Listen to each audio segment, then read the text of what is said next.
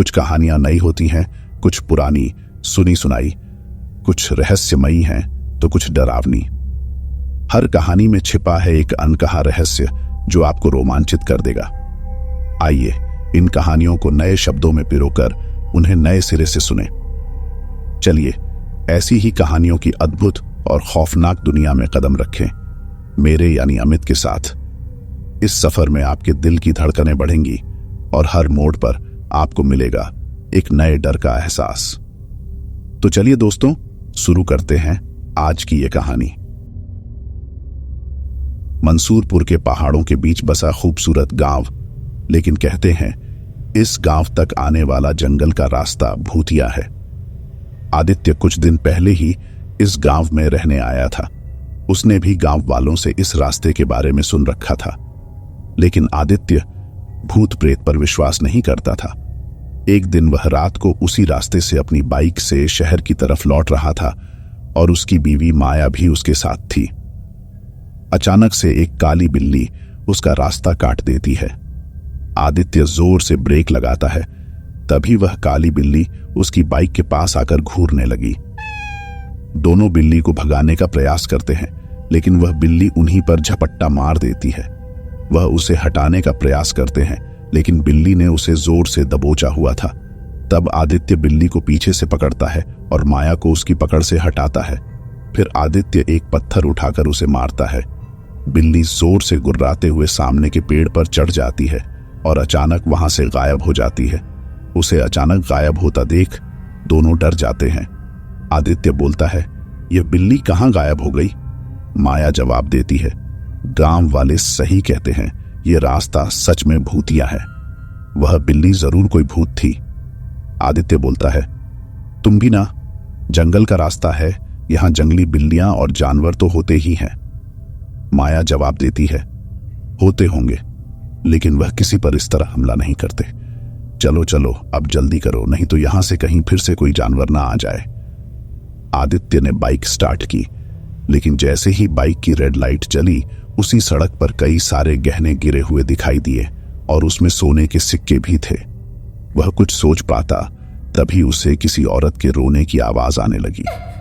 माया बोलती है, अब किसका इंतजार कर रहे हो? हम किसी मुसीबत में ना फंस जाएं। वह दोनों घर लौट आए, लेकिन आदित्य की आंखों के सामने वो सोने के गहने और सिक्के अभी भी घूम रहे थे। वैसे तो आदित्य को किसी चीज की कमी नहीं थी, लेकिन वह बहुत लालची था। वह उन गहनों को किसी तरह हासिल करना चाहता था। अगले दिन आदित्य को अकेले ही सामान लेने के लिए शहर जाना था और माया की बातों को अनसुना करके बाइक स्टार्ट करके घर से निकल गया। थोड़ी देर बाद वह उसी वीरान रास्ते पर पहुंच गया था। दिन के समय भी वह रास्ता एकदम सुनसान था।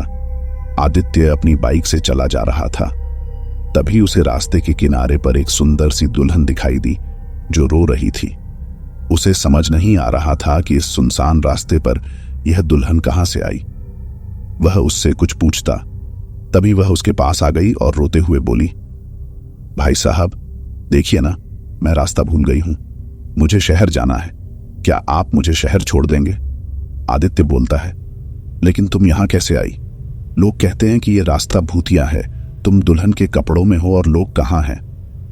दुल्हन जवाब देती है, क्या बताऊं भाई साहब, मैं अपने पति के साथ कार से इस रास्ते से गुजर रही थी। अचानक एक काली बिल्ली ने हमारा रास्ता काट दिया और हम लोग रुक गए।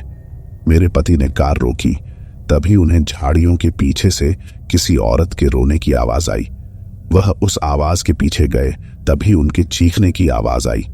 मैं दौड़कर वहां गई तो देखा वह वहां मरे पड़े हैं। आदित्य पूछता है, तो क्या तुम्हारा पति मर गया? वह दुल्हन बोलती है, हाँ वह मर गए हैं, उनकी लाश झाड़ियों के पीछे पड़ी है। आप प्लीज मेरी मदद करिए और मुझे शहर तक छोड़ दीजिए, और बदले में मैं आपको ये सारे सोने के गहने दूंगी, और मेरे पास कुछ सोने के सिक्के भी हैं। सोने जेवरात की बात सुनकर आदित्य के कान खड़े हो गए। वह तो इसी की तलाश में आया था। उसने उन सिक्कों को अपने हाथों में ले लिया, लेकिन जैसे ही उसने सिक्कों को अपने हाथों में लिया तो वह लड़की अब दुल्हन से एक घिनौने चुड़ैल में बदल गई और जोर जोर से हंसने लगी, और आदित्य धुएं में बदलने लगा। कुछ देर में आदित्य पूरी तरह से धुएं में बदल गया। उस चुड़ैल ने उस धुएं को एक बोतल में कैद कर लिया और ऊपर से ढक्कन लगाकर पहाड़ी के पीछे अपने घर के तहखाने में ले गई। वहां पर पहले से ही धुएं से भरी कई सारी बोतलें थीं। वह चुड़ैल बोलती है, आज मेरी 11 लोगों की गिनती पूरी हो गई। बिना सोने का लालच दिए मैं इन्हें बोतल में बंद नहीं कर सकती थी। कल अमावस है, कल मैं इन सबको इनके असली रूप में ले आऊंगी और इन सबको मारकर इनकी आत्मा पर कब्जा कर लूंगी। फिर उसे अपने पति के शरीर में प्रवेश कर दूंगी और वह फिर से जीवित हो जाएगा। दूसरी ओर रात काफी हो गई थी। आदित्य के घर नहीं पहुंचने पर माया को चिंता होने लगी। पूरी रात माया ने आदित्य का राह देखा, लेकिन वह नहीं आया। उसे समझ नहीं आ रहा था कि वह कहां चला गया। तभी उसने देखा कि गांव के मुखिया जी गांव के कुछ लोगों के साथ वहां से गुजर रहे थे। वह उनके पास गई और सारी बात बताई। मुखिया जी पूछते हैं, बेटी सच सच बताना, तुम लोग हाल ही में भूतिया रास्ते पर गए थे क्या?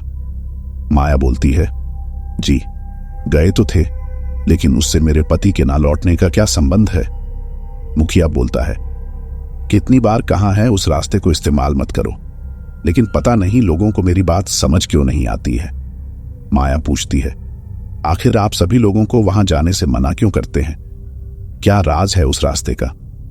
फिर मुखिया उसे बताता है, बेटी कुछ साल पहले एक नया शादीशुदा जोड़ा उसी रात उसी रास्ते से गुजर रहा था।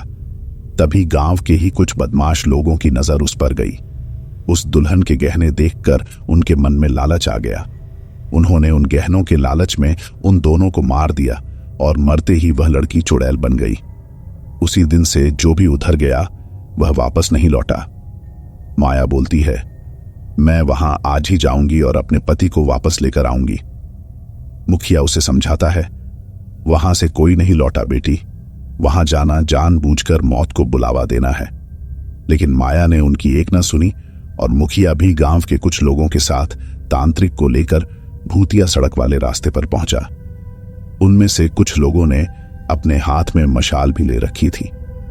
जंगल के पास वाली पहाड़ी पर उन्हें मंत्रों के उच्चारण की आवाज सुनाई दी।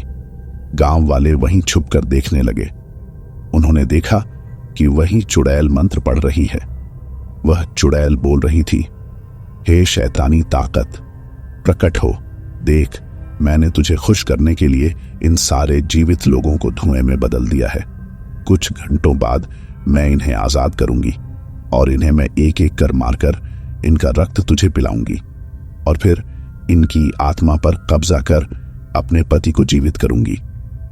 तभी तांत्रिक ने एक पत्थर उठाकर बोतल पर मारा। उसमें कैद एक आदमी बाहर निकला। चुड़ैल को इस बात का पता नहीं लगा क्योंकि वह आंखें बंद करके मंत्र पढ़ रही थी।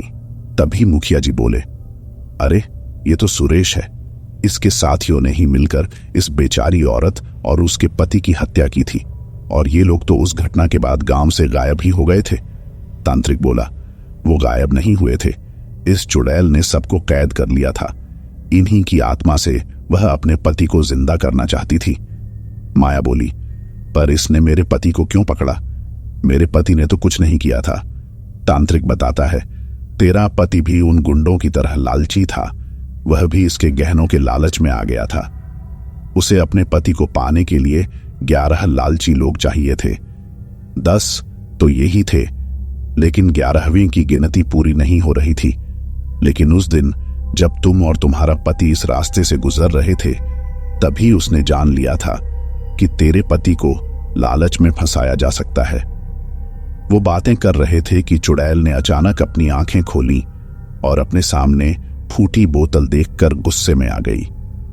इतने में तांत्रिक ने कुछ मंत्र पढ़कर मशाल को उसके ऊपर फेंका। वो जलने लगी। इसी बीच तांत्रिक ने सारी बोतलों को पत्थर मारकर फोड़ दिया और उनमें से कैद सभी लोग बाहर निकल गए। आदित्य भी उनमें से एक था। उसे देखकर माया भी रोने लगी। चुड़ैल बोली, ये तूने ठीक नहीं किया तांत्रिक, इन लोगों ने मुझे और मेरे पति को मारा था, तुमने लोगों को आजाद करा दिया। तांत्रिक बोला, इनके गलती की सजा इन्हें जरूर मिलेगी, मैं इस बात का वादा करता हूं, लेकिन तू जो कर रही थी तू यह करके ईश्वर को चुनौती दे रही थी। एक बार जो मर गया उसे जीवित नहीं किया जा सकता। चुड़ैल जलकर राख हो गई। उसके बाद गांव वालों ने उन बदमाशों को पुलिस के हवाले कर दिया। आदित्य के साथ पूरे गांव वालों ने लालच न करने की कसम खाई। उस दिन के बाद वो रास्ता भूतिया नहीं रहा। चुड़ैल की आत्मा भी मुक्त हो गई। तो दोस्तों, ये कहानी यहीं समाप्त होती है। मुझे उम्मीद है ये छोटी सी स्टोरी आपको जरूर पसंद आई होगी।